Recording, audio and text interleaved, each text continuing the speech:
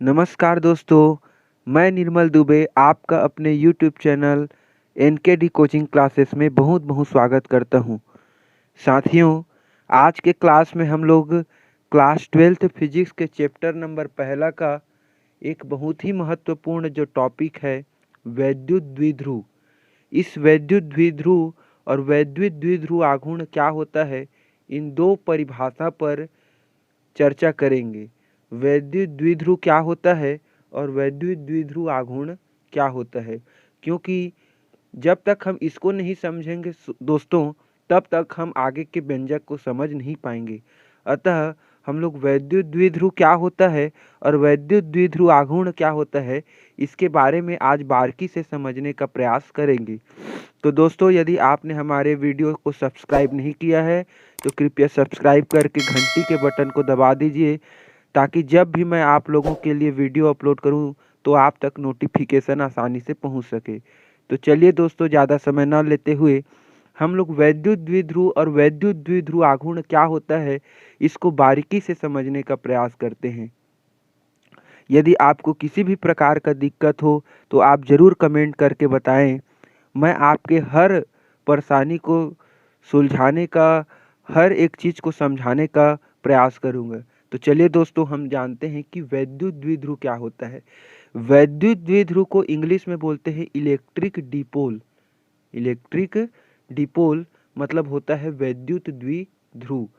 अब देखते हैं, यदि दो बराबर और विजातीय आवेश, यदि दो बराबर और विजातीय आवेश एक दूसरे से बहुत ही अल्प दूरी, बहुत कम दूरी पर अगर स्थित है तो इस निकाय को हम वैद्युत द्विध्रुव कहते हैं।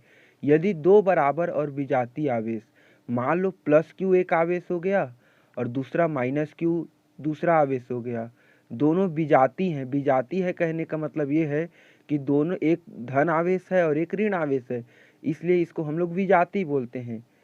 एक धनात्मक है और एक ऋणात्मक है।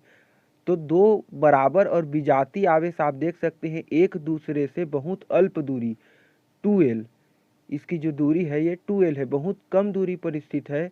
तो ये मिला करके एक निकाय बनेगा, एक सिस्टम बनेगा जिसको विद्युत द्विध्रुव कहते हैं। तो इस प्रकार से यदि दो बराबर और विजातीय आवेश एक दूसरे से बहुत ही अल्प दूरी पर स्थित है तो हम इस निकाय को वैद्युत द्विध्रुव कहते हैं।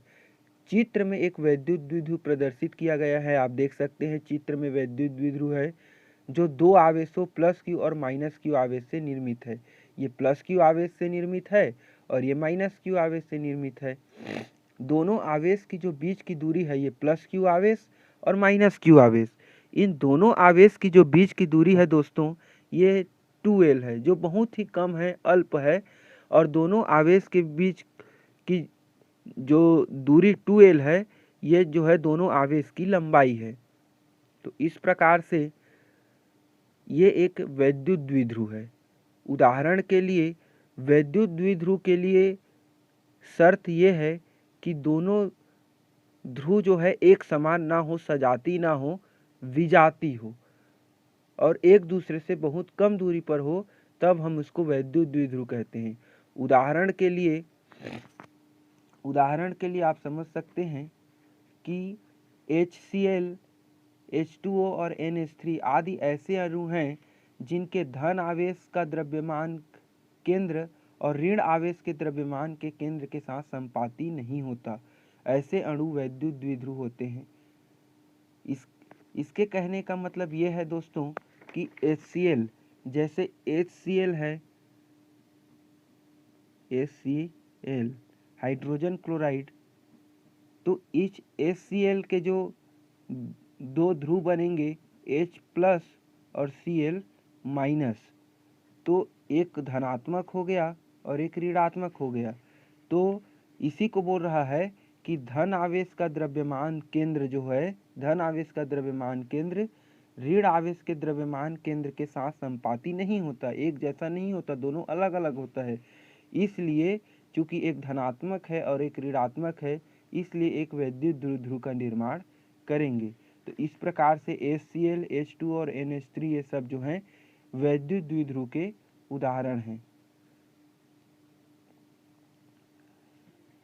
इस प्रकार से आप समझ गए होंगे दोस्तों कि वैद्युत द्विध्रुव क्या होता है।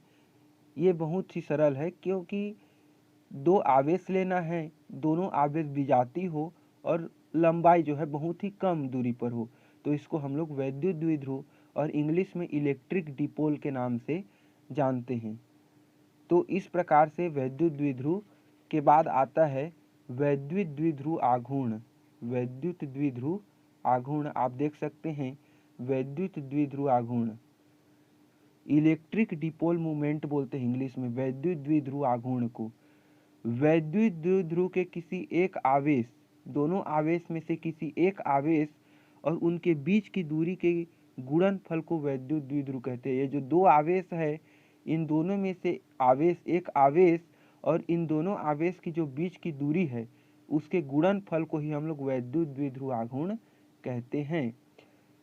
यदि वैद्युत द्विध्रुव के आवेशों प्लस क्यू और माइनस क्यू की जो बीच की दूरी है ये 2l है, ये प्लस क्यू आवेश हो गया और ये माइनस क्यू आवेश हो गया, तो प्लस क्यू आवेश और माइनस क्यू आवेश की जो बीच की दूरी है यदि 2l है, तो वैद्युत द्विध्रुव आघूर्ण को P से प्रदर्शित करते हैं।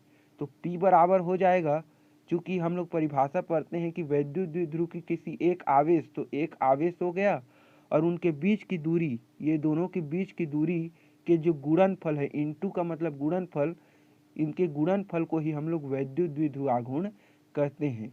इसका मतलब यह है परिभाषा से ही, इस सूत्र से ही हम परिभाषा का निर्माण कर सकते हैं कि वैद्युत द्विध्रुव के एक आवेश और उनके जो बीच की दूरी है, उनके बीच की दूरी के गुणनफल को ही हम वैद्युत द्विध्रुव आघूर्ण कहते हैं।